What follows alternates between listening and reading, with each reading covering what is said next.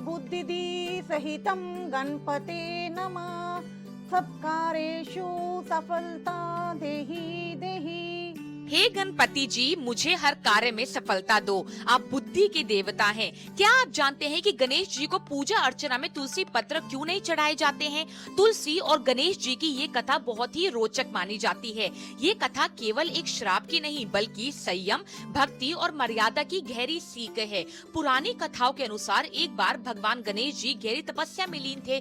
उनका मन पूर्णता, वैराग्य और ब्रह्मचर्या में स्थित था। उसी समय उसी वक्त देवी तुलसी गंगा तट पर टहल रही थी। तुलसी जी ने जब गणेश जी को देखा तब वे उनके तेज, शांति और दिव्यता से मानो मोहित हो गई। उसी वक्त उसी समय उनके मन में एक इच्छा जागी कि ऐसे दिव्य पुरुष ही मेरे पति बने। तुलसी जी ने विनम्र होकर कहा कि हे गणेश जी, आप मुझसे विवाह करें। लेकिन फिर गणेश जी ने उन्हें शांत स्वर में उत्तर दिया, देवी, मैं अखंड ब्रह्मचर्या का पालन कर रहा हूँ और मेरा मार्ग तप और ज्ञान का है। मैं आपसे विवाह अभी बिल्कुल भी नहीं कर सकता हूँ। अब ये सुनकर मानो तुलसी जी क्रोधित हो गयी और उन्होंने गणेश जी को श्राप दिया कि तुम्हारे 2 विवाह होंगे। गणेश जी ने भी उन्हें उत्तर में कहा कि हे तुलसी, तुम एक असुर से विवाह करोगी और मेरी पूजा में कभी भी स्वीकार नहीं करी जाओगी। इस पर तुलसी माँ का घमंड टूट गया और उन्होंने उनसे क्षमा मांगी। इस पर गणेश जी ने उनसे कहा कि मैं श्राप तो वापस नहीं ले सकता, पर तुम इस विवाह के बाद अमर हो जाओगी और भगवान विष्णु जी की प्रिय बनोगी और तुम एक पवित्र वनस्पति मानी जाओगी।